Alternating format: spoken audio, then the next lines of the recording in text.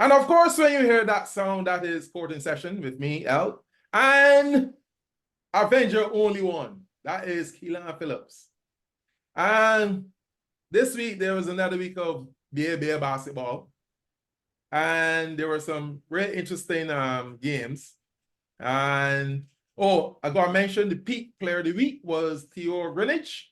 And he's from the City United Celtics. And he won by, I think he averaged 30 points a game in 2 games that he played. And I think they went 2-0, right? I think they were 2-0. I believe. Yeah, if it's based on, So, Keelan, now, another week of Bear basketball. I mean, there's nothing has changed really. What is your take now on the actual competition? Yeah, Pine is still Pine and Cavs are still undefeated. Spartans are still in the cellar.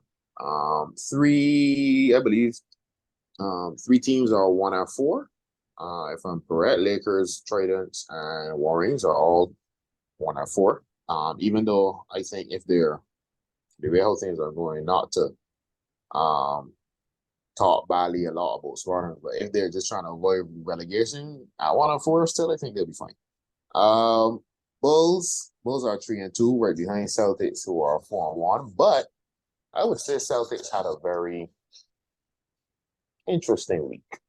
I think they had games against Lakers and Schoolboys, and I had said that I would need to know how far maybe Lakers away are from the 4C based on the Celtics and Lakers game, and that Lakers and Celtics game was fairly close up until late 84th. Yeah. And then some turnovers at the end. Celtics started to pull away. Theo had another very good game in that. I think he's been very efficient from 2. So that game was that game, and I said a little bit more about the Lakers than the Celtics. I thought that they played really well in that game. They hit a lot of shots. Howard being there also helped. I think that was his first game of the season. And the second game of the week that they played, Celtics and Tridents, I didn't see that game, but that might have said more about the Celtics in this one. I don't know if maybe they did 56 versus 51 from the team. But I must tell you about a 2:00 game on a Sunday, right?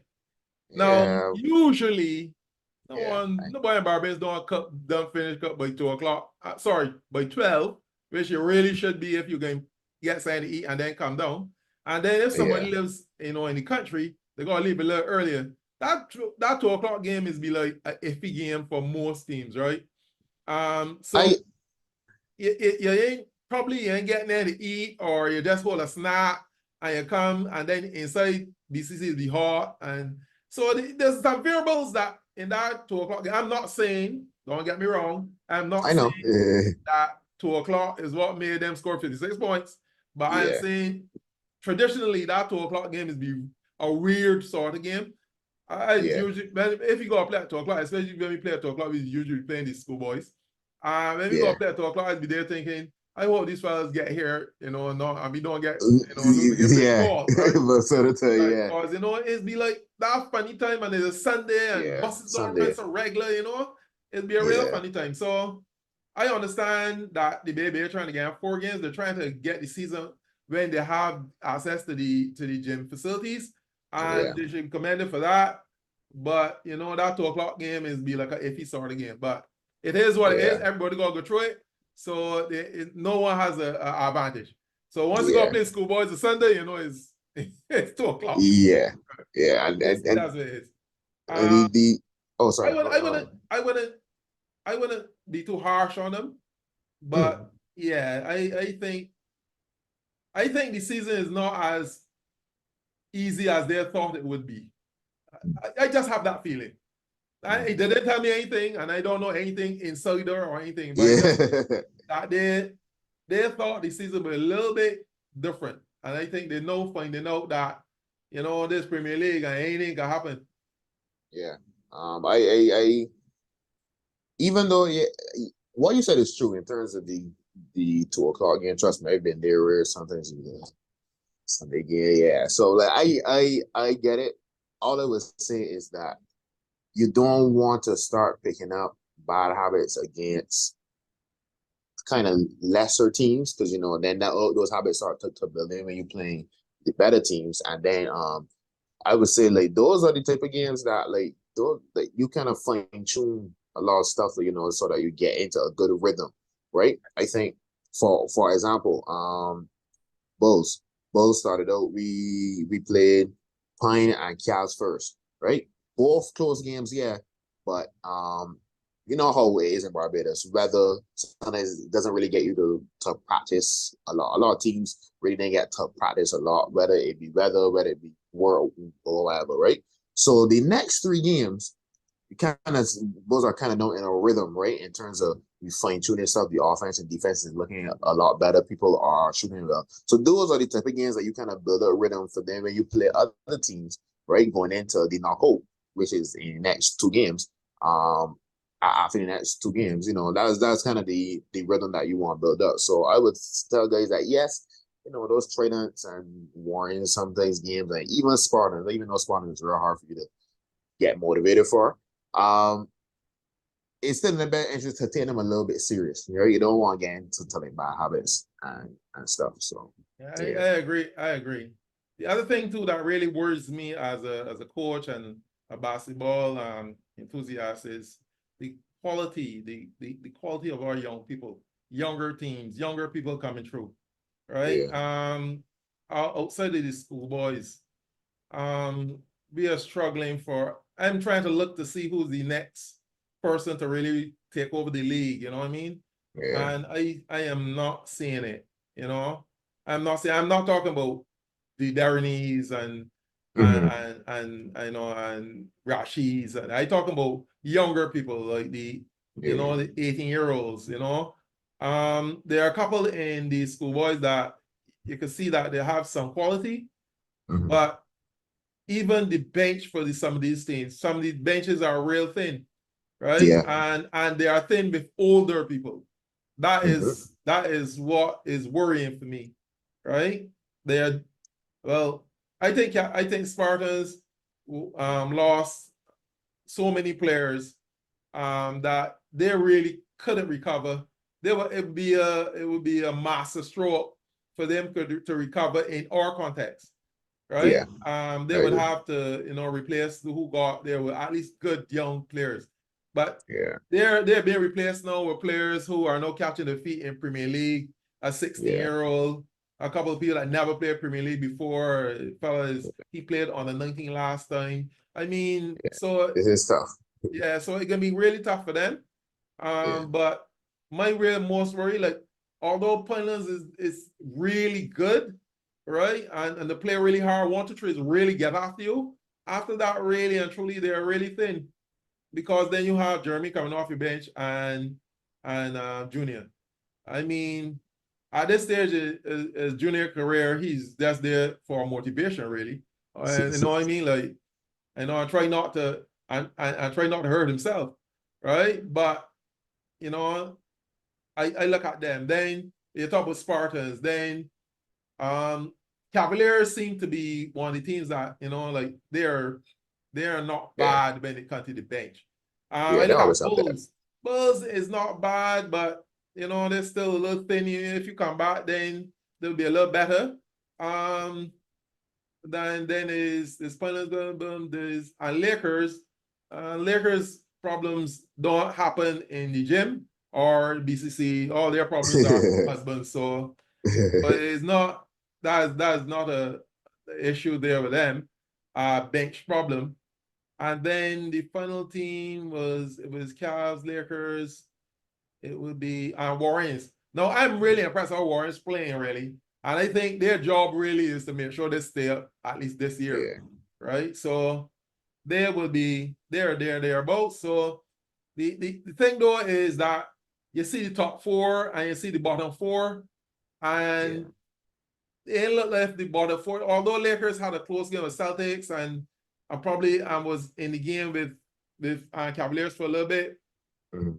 The bottom four still is the bottom four, and the top four is still the top four. It's just a matter of where you can end up in the top four, right? Yeah. And to me, that would be worrying if I was, in charge of basketball. That'd be a worrying trend for me. Yeah. But I understand what has happened.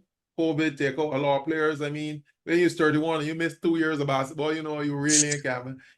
Or Yeah. 33, you miss 2 years of basketball, you really ain't coming back. You know what I mean? Yeah. So I understand that COVID had an issue, had an impact on the basketball, but I also think we need to get some younger people playing.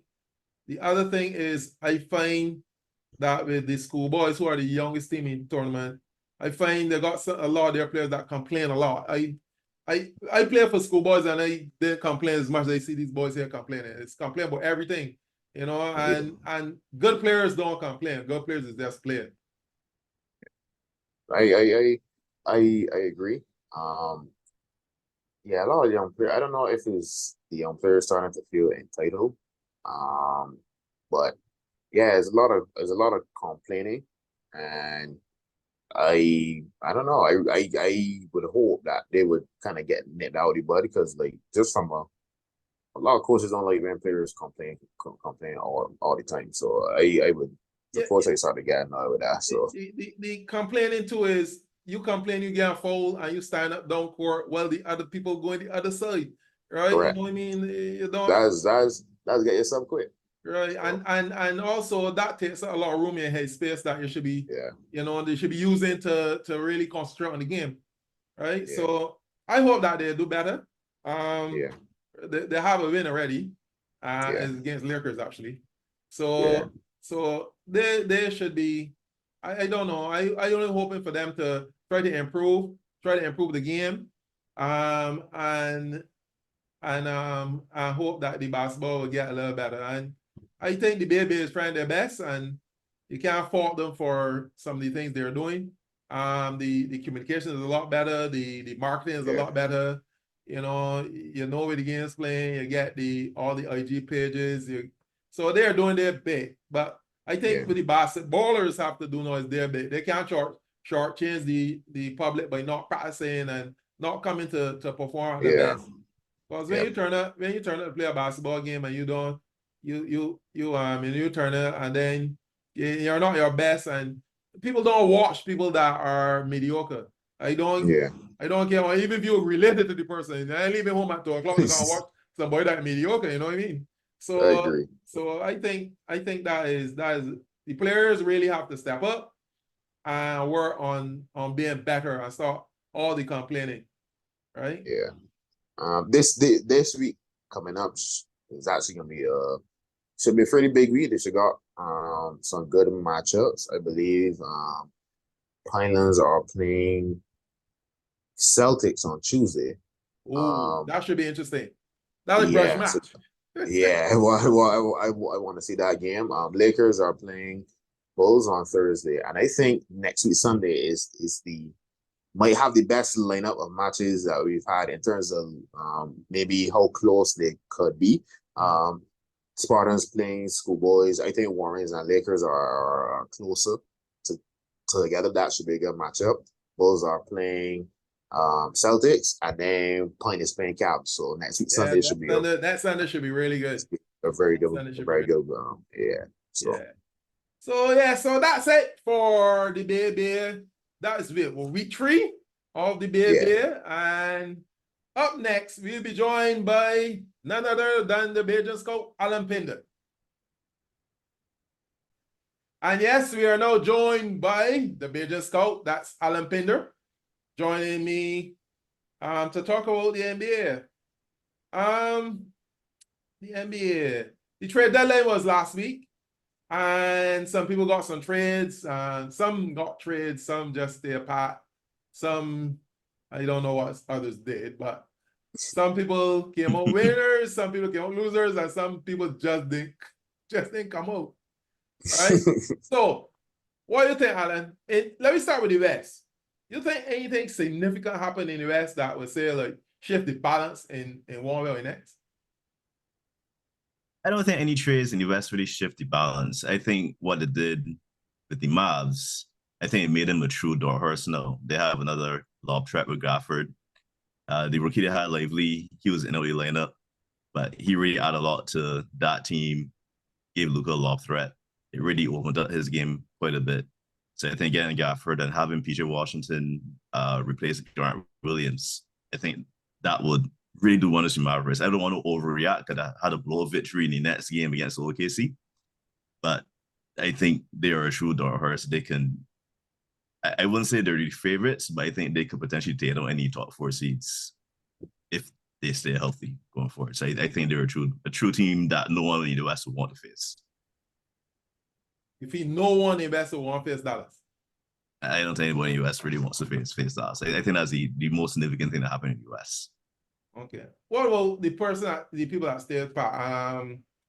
I think Golden State didn't do anything much. I think they just cleared a roster spot. Yeah, Golden State and LA. I mean, we kind of talked about it last week. We didn't think there was a lot that they can necessarily do. Just some stuff around the edges. And Spencer Dinwiddie, I think it will help get them some D'Lo insurance. D'Lo is playing really well right now for them, but I don't think they have a lot of confidence that he's going to maintain that going forward. He can be a little bit on and off. So I think having Spencer there as a backup, you can play him be 2, you can play him be 1. I think that may help them a bit.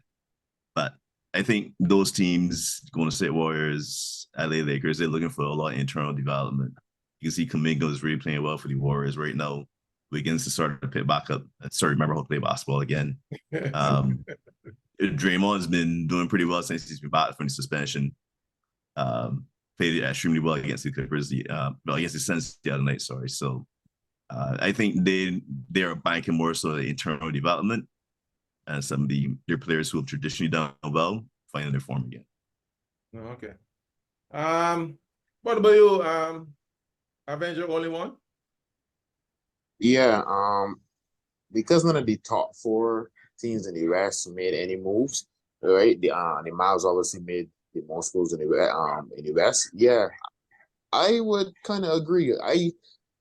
I'm not sure if you necessarily want to face like a Luka and a Kyrie tandem in a playoff setting. We all know that Luka and Kyrie, for the most part, historically have up their play in playoff. Kyrie sometimes he's had some series where he's shrunk, but he's obviously had some series where he's upped his game. And Luka's a scheming problem for everybody. Like how to guard him, how to do certain stuff. I know that he has, as Sting said, Daniel Gafford. He was actually playing fairly decent at the Wizards, but obviously the Wizards, so nobody cares or talked about it. And PJ Washington is also a very solid player, but once again, he's at the Hornets, so nobody cares or nobody talks about it. So getting two role players in that vein to just help them out, I think that really puts them closer to the top 5. But the biggest thing, obviously, with them is injuries. Luka's been in and out of the lineup this year, and Kyrie as well. So and as they're Lively as well. So the whole that they can stay healthy. And in terms of the others, the Lakers and the Warriors, right? As Alan said, I agree as well. Like the Warriors kind of banking on internal development.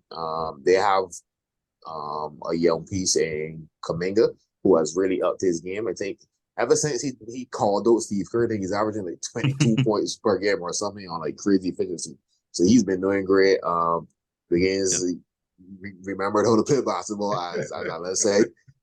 Steph also, right? It's not talked about. Steph, since Draymond came back, has been on another level too. Like, he's averaging over 30. He had a 60-point game the other day. Back to shooting there 50% from 3. So I think the only person who really hasn't really like gone off during this run since Draymond came back is Klay. Yeah, Mr. 4, right? But 4 fingers. 4 figures. But I think that they could be a playing team, and in a one-off game, and even in a series, sometimes that's not a team that you don't want to have to deal with Steph for like 7 games. So like they could kind of really get in to the playing spot, maybe seeking to the playoff. And same for the Lakers. Lakers is a little bit more interesting. I'm not sure there's really anything they could have done. As we said, like there was no moves that could have made them dramatically better. And also with the fact that you maybe don't know if Bron is going to resign, you don't necessarily want to give up your draft picks for just a marginal move, right? I think the only move that would have maybe made them better if they didn't have to really give up much was the Bogdanovich trade, which you probably talk about shortly. But other than that, like they really couldn't do anything. Spencer is okay, I guess. I mean, he doesn't really help what the Lakers need, but I guess as Alice says, in backup insurance for D'Lo because they really need some 3-point shooting and defense, and Spencer really can't really shoot that well. So, but just gotta hope and see. Yeah, it is what it is. And then we had some moves in the West. Sorry, in the East. The East was a little bit more interesting, Alan. What was your take on the East? Yeah, I think the big move for the East, like Keelan mentioned just now, getting Bogdanovich, the Knicks, that I think that put them as a top 2 team in my mind now in the East. Once they're healthy, though, the issue in the East is that the health is really bad with all your top players. With Rondo, that shoulder dislocation, you're not even sure. Lucian guys come out for that, not even 100%. And Rondo was terrible when he came back early on this season. He took a while before he got his groove back. I'm not sure if he's going to come back, if he's going to be fully healthy, if he's going to get back into form. A lot of questions there. But if they're fully healthy, yeah, I think the defense that they have, with all the moves they made, back from OG, Precious is playing really well for them too. Yeah, this is like a classic Tips team. It's a good defense, and then they have just enough offense, just enough shooting that, yeah, I think they could. I mean, if they play well, yeah, they could potentially make the finals. I mean, we saw how the Celtics last year should have made the finals and just wet the bed, at the last minute. I think Knicks are in a position where they could potentially do that to them, depending on how things go. But yeah, the Celtics are still the favorites in the East for sure. But yeah, I think the Knicks, to me, are the second best team. The Sixers, they made a good move getting Buddy Hield. They definitely needed some shooting on the roster, and Buddy definitely addresses that. He's one of the best movement shooters in the NBA. But again, the issue is, will Embiid come back? When he's going to come back? Is he going to come out like what? End of the season, first round of the playoffs? Do they even get out of the first round without him? So that's a tough thing right now. I mean, the reality is that the Bucks, since they're healthy, might really be the second best team in the East. It's because they're healthy. But I think if healthy, yeah, the Bucks are a little further down. But those 2 teams that made those moves, the Sixers and the Knicks, I'll put them as 2 and 3. So you still have who at number 1? Still Boston? Celtics for sure. Celtics are definitely best in the East. Okay. Yeah. So what were you, Keelan? What do you think about the East?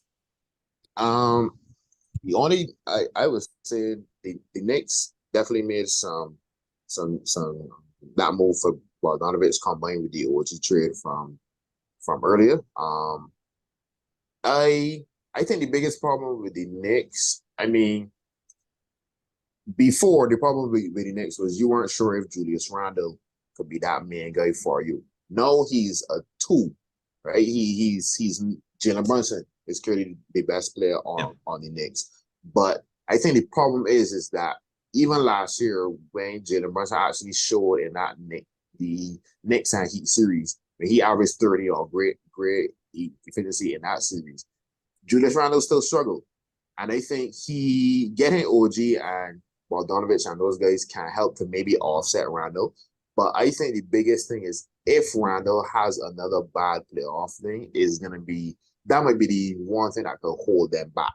Because he has any playoffs, he has historically struggled. If he can just be good, if he's just good, they're going to be fine. Because with the other additions that they have, as I said, that's a typical Tibbs team. Hard-nosed defense, play 45 minutes until you drop. So that is a typical Tibbs team. the 76ers, it's hard to really grade their moves because like if Embiid was healthy, those moves would have been elite. Like getting Buddy Hield and even Kyle Lowry as an insurance for because they traded Pat Bev. So even having Lowry just as a veteran presence, I mean, I ain't saying he got paid 30 minutes. That was the problem at the Heat. Like the Heat, realistically, they even want to play him 30 minutes, but they didn't really have a choice, right? But like Lowry in a much smaller sample size in terms of minutes, he could be useful on a contender. Like he plays like 10, 15 minutes. Like he can knock on shots, he could play a net. Like he could pick up a charge or there too. That's how he's always played. But if they had that on Embiid like that, their 76ers team would have been, a real problem. But as we said, we don't know when if Embiid is coming back. If they ever drop any standings, you wonder if it makes even any sense for him to come back. So it's tough to really grade them, but they made the moves that they could, obviously in the hopes that he come back. And if he comes back good, they could be a team that, if fully healthy, Embiid at this level with those new pieces could be interesting. Only thing I will say though that I disagree with Ale, I not sure if they put the Knicks. I don't know. The Cavs have been playing really well. I already got the Cavs as the second best team. Yeah, so like just based on how they play, and we all know how we feel about the Bucks right now. But I will have the Cavs as the second best. And how you feel about the Bucks, Knicks, or whatever, third, fourth, whatever. So I will got Celtics 1, Cavs second. But yeah, I think Yeah, I agree with Alan, and I semi-agree with you. Putting Knicks at number 1. And then after that, really, it's just a matter of preference. I think the Knicks did make some good moves, though. I thought their moves were good. And as you say, the typical fifth team now. So he could do some damage with that. But you always got in back in your mind that Knicks is doing Knicks things, right? You know what I mean? Like Clippers, right? You know what I mean? Back in your mind, they're saying they're gonna do some crap now that that ain't gonna be, you can't understand what happened, right? So that's the only issue I have with them. But I think they made some really good moves, and they should be commended for making the moves they made. I agree also that if Embiid was back, if Embiid was healthy, that Philadelphia would be like 2.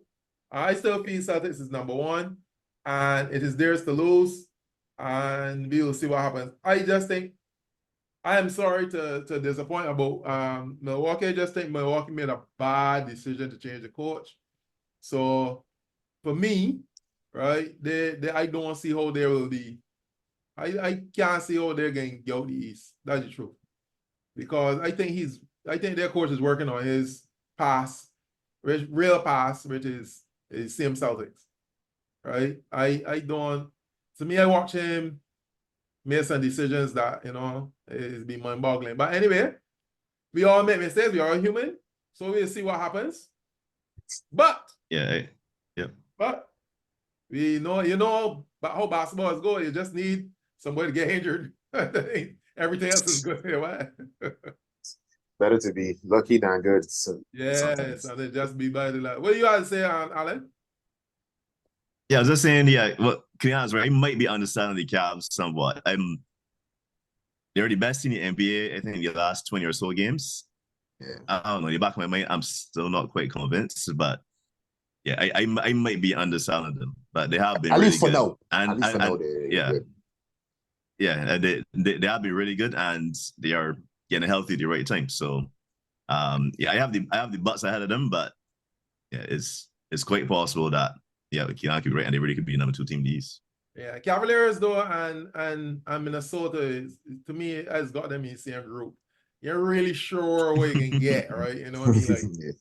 Like, they're playing well. They're playing very well, though. You can't deny that. But still, in back in your mind, still. Maybe it's one more season away or something. Yeah.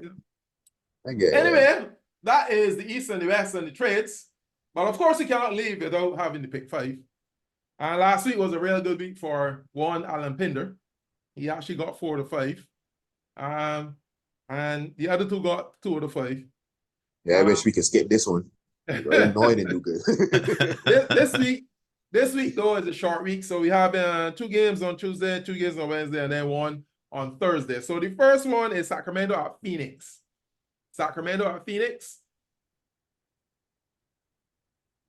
Don't all just jump at once. I'll go Phoenix. Phoenix? Go Phoenix. Okay, now I'm going with Suns Phoenix. here too.